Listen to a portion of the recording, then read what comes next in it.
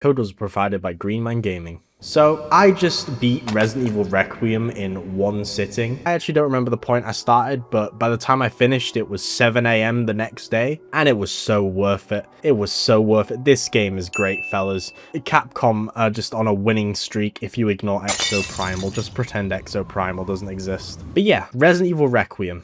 I don't actually know where to start with this one. Well, you already know it's a great game. I do have a few issues with it, but overall, solid 8.5, 9 out of 10 game. Like, this is a Game of the Year contender, which is pretty insane because we already have 3 Game of the Year contenders and we're in the second month of 2026. Jesus Christ.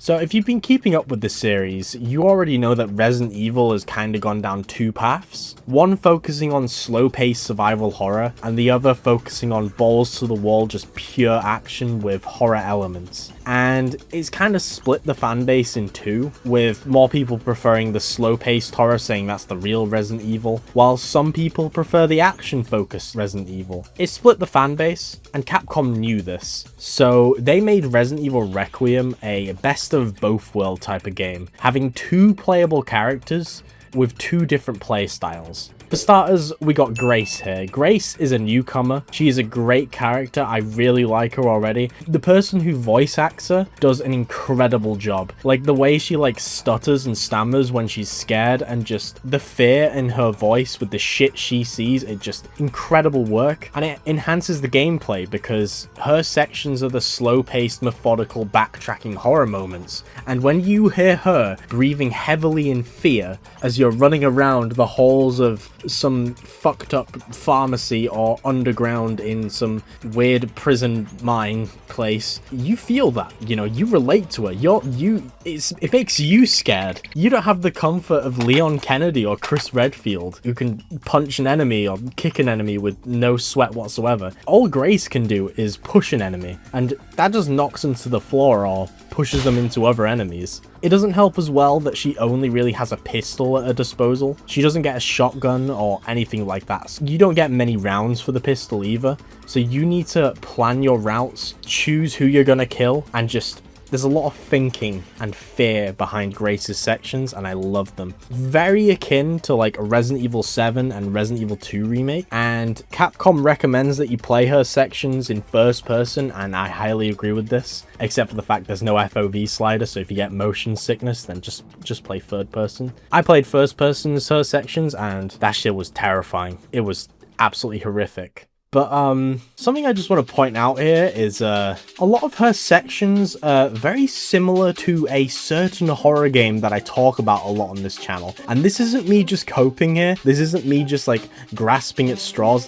Let me elaborate here. Okay, so Grace works for law enforcement and arrives at a scene of a crime, and then gets kidnapped by a hooded figure, and then wakes up specifically upside down, frees herself, and then encounters a giant stalker monster with no way of fighting back whatsoever, and you need to use bottles to distract it, to sneak past it, to escape, with you only just barely escaping with your life at the end. But no, that's not the only thing. That's not the only thing, right? There is a section where Grace slides down a giant blood slide and lands in a giant circular blood pool, right? And then there's this train here, right? I am not coping here, right? They clearly took some inspiration from The Evil Within with this game. I'm not crazy, right? I can't be. No, this.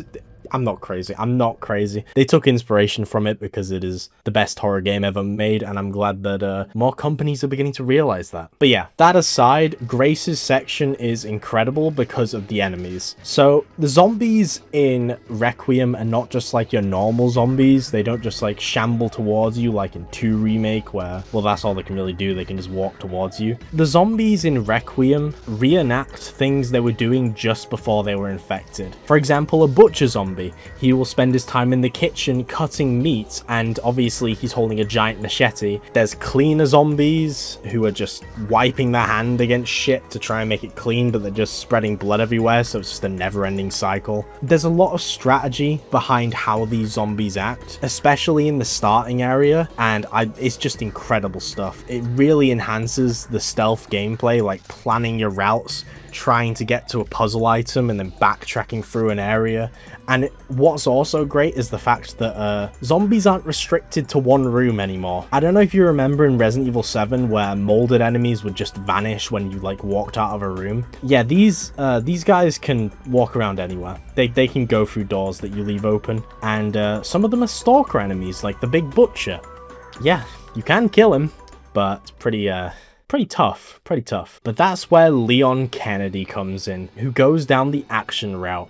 And they have I think they've mastered the action gameplay with him. This game feels like what Resident Evil 6 wanted to be gameplay wise. Like, it even has like some similar sections like Resident Evil 6 where it's just balls to the wall, jumps the shark moment, but it doesn't feel as stupid in this game because, well, it does feel stupid, but it feels better in this game because obviously it plays a bit better, and well, it plays significantly better, and that's coming from someone who likes Resident Evil 6, so take that as you will. Everything about it is just so good. I love the Leon sections so much. And I really like as well that at the start of the game, when you play as him, you go into sections where Grace was exploring around, places that you spend hours in trying to solve puzzles and stuff, and enemies that you kill stay dead on the floor when you're playing as Leon, but the ones that you don't kill, for example, the Butcher, who's still roaming around, you can just get your revenge on that fucker as Leon, and it is just it is the best feeling ever.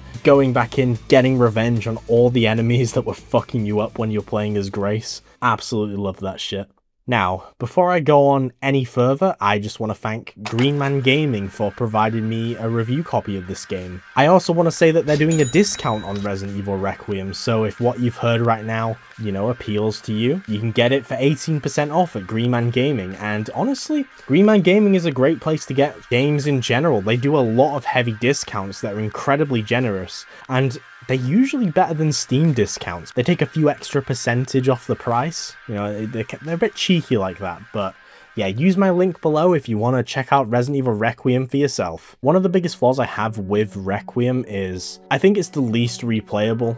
Like, out of the remake games at least. I can see it being kind of annoying to replay. There's a lot of slow moments that you have to trudge through on repeat playthroughs that are just kinda just a bit frustrating. Luckily, Requiem doesn't have many challenge run achievements, so I think even they knew it's not the most replayable one. But out of all of them, I would say this is the best first time playthrough of a Resident Evil game, regardless. Oh, and also, while we're tooting its horn, it ran absolutely beautifully. Incredible PC port. RE Engine is witchcraft for linear single player games. Not for open world games though, they run like shit for open world games, but for single player linear games, it ran beautifully. All I need to say is I didn't need to use any upscaling on the highest settings to get it at 120 FPS.